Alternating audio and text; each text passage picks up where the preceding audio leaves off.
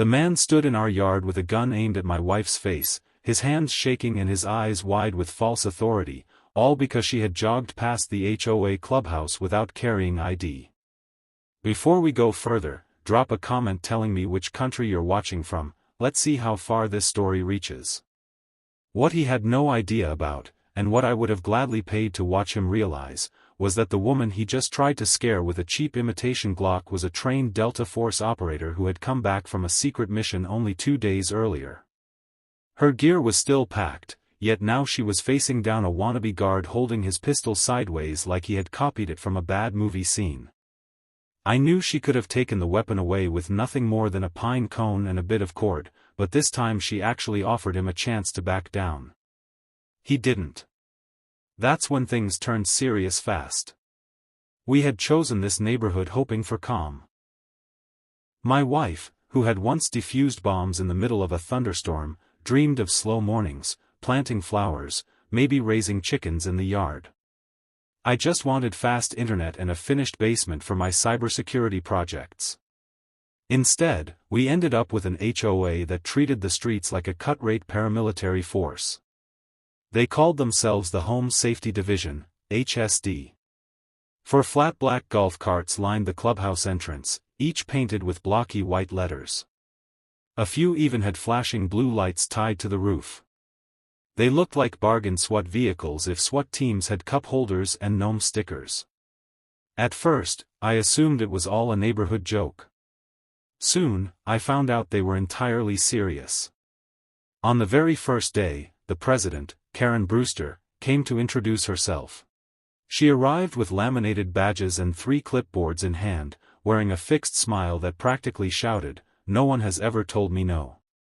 She handed us a booklet of rules filled with absurd details, things like, grass must not grow past 2.75 inches, and residents may not appear threatening during leisure activities. When I asked her to explain, she grinned and said, "You'll recognize it when you see it." That's when I realized we might be in trouble. My wife, however, just gave a polite smile and thanked her, as if she hadn't just returned from rescuing hostages overseas. She's excellent at that, staying calm, blending in. But on day 8, that calm was broken. My wife went out for her regular jog while I brewed coffee and logged on to work. 10 minutes later, my phone buzzed with a motion alert from our security system. At first, I assumed it was a delivery van, but when I opened the feed, I saw 2 HSD golf carts parked diagonally across the road, and my wife standing still, hands slightly lifted. In front of her stood a man in his 50s, stomach spilling out of a tactical vest, aiming a pistol at chest height while yelling about restricted jogging zones. That was the instant I realized this wasn't just neighbors nitpicking over lawn care. These were armed role-players convinced they had authority. And my wife wasn't the kind to let that pass. The man with the gun kept barking commands, mimicking lines he must have picked up from too many TV cop shows.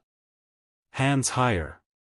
You're trespassing in a restricted jogging zone," he shouted, his voice cracking halfway through, revealing how little authority he really carried.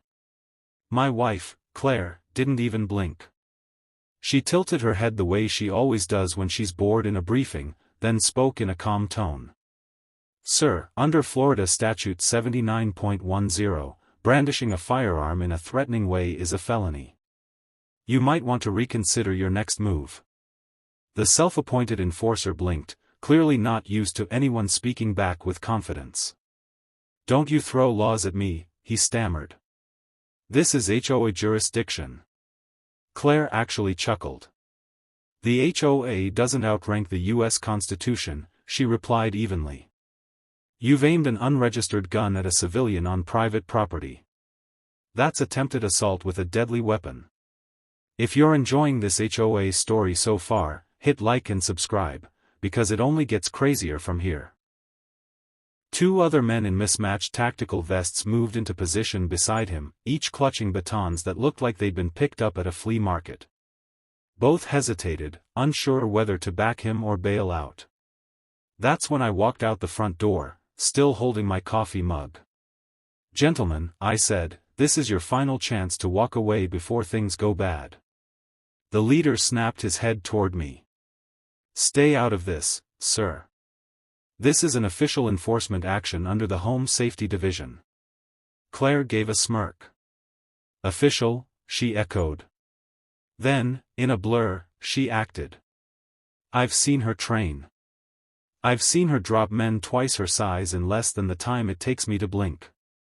But watching her unleash that in our own front yard was something else entirely. She shifted to the side, seized the man's wrist, twisted hard, and in less than a heartbeat the pistol flew from his grip and clattered across the pavement. With her other hand, she shoved him backward into one of his partners, sending both sprawling into the grass. The last guy, apparently braver, or dumber, than the rest, charged at her with his baton raised. Claire ducked low, swept his legs out, and pinned him to the ground with her knee resting lightly against his back. She didn't even look winded. Meanwhile, the so-called leader cradled his wrist, groaning. You broke it, he whined. Claire crouched near him, her face just inches away. No, she said evenly. If it were broken, you wouldn't be holding it. That was just a warning. By now, neighbors were peering from porches and windows, phones up, recording everything. One woman gasped, hand covering her mouth. Another whispered, "Is that Karen's crew?" That's when Karen herself stormed over, visor on, clipboard in hand, screeching, "Arrest her. She attacked my officers. You're all witnesses."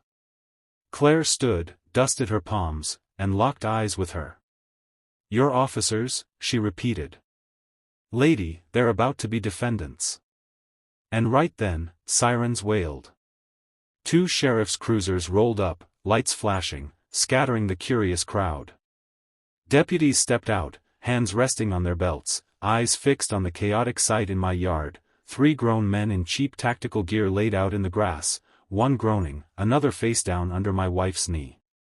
"Drop the weapons," one deputy ordered. "Already done," I said, pointing at the pistol 10 feet away. Claire rose and calmly stepped back, her Delta training clear in every move. Karen darted forward, waving her clipboard like a badge. "Officers, arrest that woman right now. She's dangerous. She attacked my security." The deputy nearest her frowned. "Hired security?" "Ma'am, these men are impersonating law enforcement." He eyed the 3 groaning wannabes. "You do realize impersonating a federal officer is a felony under U.S. Code, right?" One of them broke instantly. "It wasn't my idea. Karen hired us. She said it was allowed." That shut Karen down fast. Deputies cuffed the men, listing charges as they went: brandishing a firearm, impersonating an officer, attempted assault, conspiracy, and trespassing. Karen tried to slip away, but another deputy grabbed her arm. "Not so fast. You're coming too. Did you really think organizing a fake armed raid would go unnoticed?" Karen's face flushed red. "This is harassment. I'm the HOA president. You have to let me go." The deputy shook his head. "Ma'am, you're under arrest for solicitation to commit assault, conspiracy, and aiding in impersonation of an officer." The crowd gasped. Some neighbors even cheered. I folded my arms, finally allowing a grin. "You should have stuck to passive-aggressive letters, Karen." Claire picked up the coffee mug I'd left on the porch railing and handed it back like nothing happened. "Told you it. Wouldn't take long," she said. Watching Karen shoved into the back of a squad car was satisfying, but what followed was even better. The HOA board called an emergency meeting, and within a week Karen was permanently removed as president. With felony charges, heavy fines, and half the neighborhood suing her for endangering residents, she was finished. The men she hired didn't fare much better, denied bail, looking at years in prison. And the HOA's image was wrecked. Nobody wanted to go near leadership again. Neighbors began stopping by to thank us, shaking Claire's hand in awe. Some had known she served, but none realized she was still active Delta Force. That evening, I leaned back on the porch, watching the sun sink low. "Think they'll try this again?" I asked. Claire sipped her tea, smirked, and said, "If they're dumb enough, I'll be ready." After that night, the whole neighborhood understood one thing crystal clear: the HOA had finally chosen the wrong family. From that day forward, they learned one hard truth.